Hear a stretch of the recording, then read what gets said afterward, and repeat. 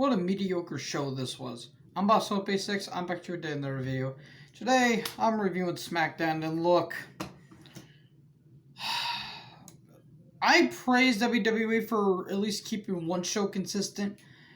This just smacked me in the face saying, no, it's still WWE, therefore it's still ass. This show blew. There's a couple interesting things that happened. There was a good main event, steel cage, but when you get to that, why was I even invested? Why did I care about it? So, this might be a short review, but I might go on a tangent a little bit. No graphic tribute to the late great David Crockett Jr. Or not David Crockett. Jim Crockett Jr. Apologies. Not David Crockett. That's his brother, I believe. No graphic tribute, Jim Crockett was no, inspiration promoter who inspired WWE or WCW or some Eastern Championship Wrestling. No, or the NWA. No, he did not. No. Vince had the whole grudge because Vince liked to hold grudges.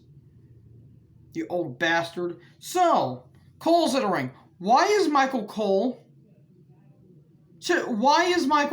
Seriously, he serves no purpose. He is an absolute annoyance on the show, and that's saying something coming from me, about being an annoyance. Anyways, that little roast about me aside, why is Michael Cole there? Seriously, the fact that he managed to make a kid is miracle work.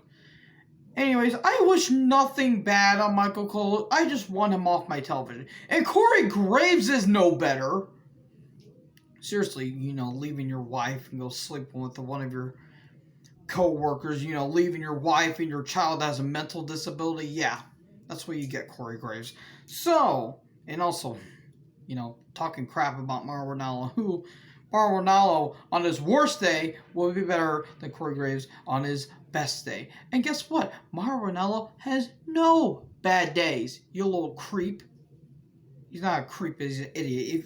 I'm just infuriated with the commentary. I don't know why I have my pen out, but anyways, he brings down Cole brings down Daniel Bryan. This was not a good promo, considering Bryan's one of the best talkers in the industry. This didn't work. I don't know why. Bryan's a very, very, very good talker. This didn't work for some reason, which is pretty odd. Reigns shows up. Okay. Maybe a little prelude of what's going to happen later on. Pyro happening after commercial break, because they didn't time this right. Street Profits talk. Why? They annoy me. After that whole Viking Raider, bullshit that happened earlier last year, I did not care about both teams. Corbin doesn't want to tag with Zayn, but it's whatever. Honestly, okay, Corbin versus Ford. This was not a bad match. Corbin gets a lot of flack for being one of the worst wrestlers. He's actually good. He's just not interesting. His character's bland. This whole King Corbin thing's not working. Drop the gimmick. Just drop the whole concept. Honestly, just drop it, because it ain't helping out anybody. Goes on for a little bit. I mean, Dawkins and Ford are great. They're good talents. They just annoy me. End of days, 1, 2, 3. Corbin wins. Okay. Then we get a brief scuffle between, Dawkins and Zayn. Corbin leaves, and then Dawkins versus Zayn.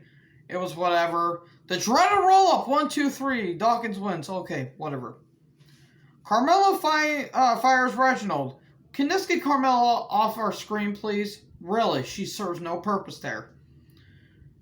Dominic Mysterio versus Chad Gable. For reasons. This wasn't a terrible match. I just didn't care about it. Gable has new theme music. Okay, whatever. The dreaded roll-up again. 1, 2, 3. Dominic Mysterio wins. Okay, whatever. Seriously, why stop with the dreaded roll-ups? Seriously. God. That stuff is just annoying. In New Japan, TNA, well now Impact Wrestling, but you know, AEW, WWE, just stop with the roll-ups. Seriously. Get some help. Anyways. And then Otis, you know, attacks Mysterio, and Ray accidentally headbutts the cameraman, okay. Rollins is backstage, and then Murphy shows up. Hooray! Murphy's here. Good. They dropped that whole Aaliyah Murphy storyline. Thank God. That went on for much longer than it should have. But, you know, he wants to get back with Rollins and all that stuff. Okay. Baszler versus Belair.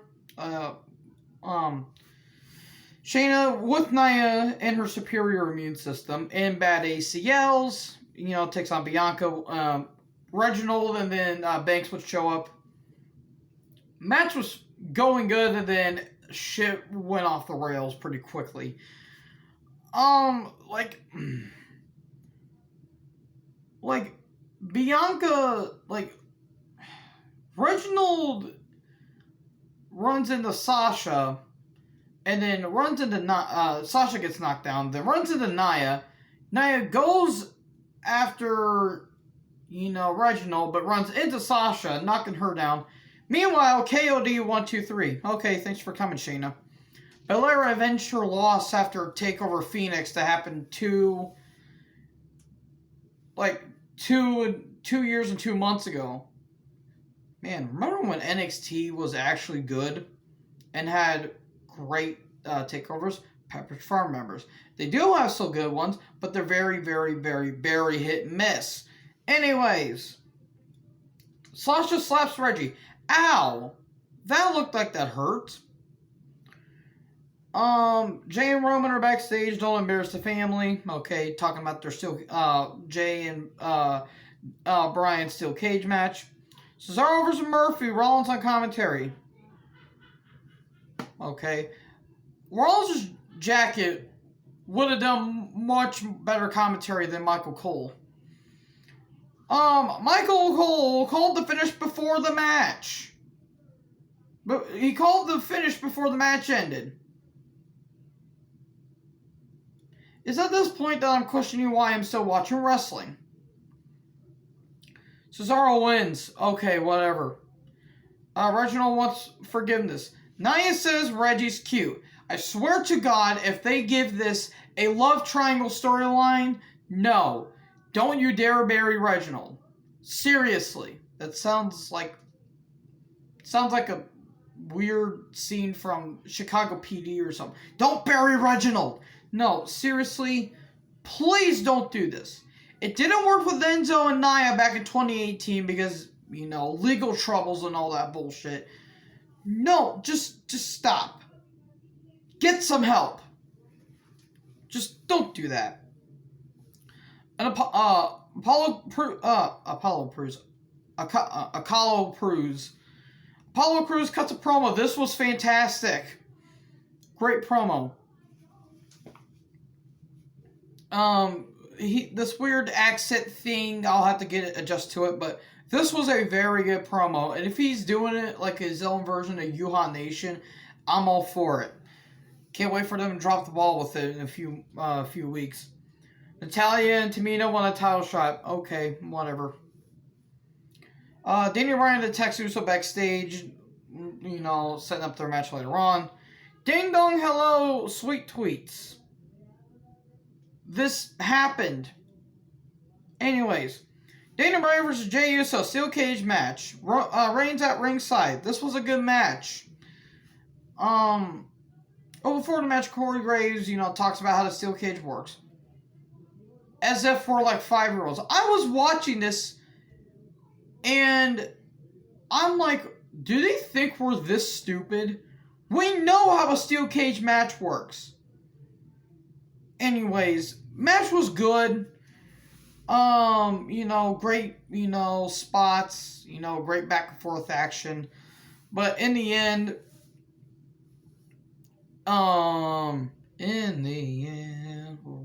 sorry, I have that song by the Black Veil Bride stuck in my head. Shout out to one of my friends who likes that band. Anyways, yes, lock, but you know Jay's trying to get the ropes, but there's no rope breaks. Jay taps out. Okay, it's Bryan versus Reigns at Fastlane. You know that could be a very good match if given. I'd say give it 15 minutes, and you know they had a very good match a few years ago in a number one contenders match against Brock Lesnar for the WWE title at Mania 31. So this might be maybe better, but we'll see. Anyways, this show sucked, and it really showed. Repetition aside. Anyways, I am also Pay6. Make sure to like, comment, subscribe. Join the herd. I'll talk to you guys next video. Peace out.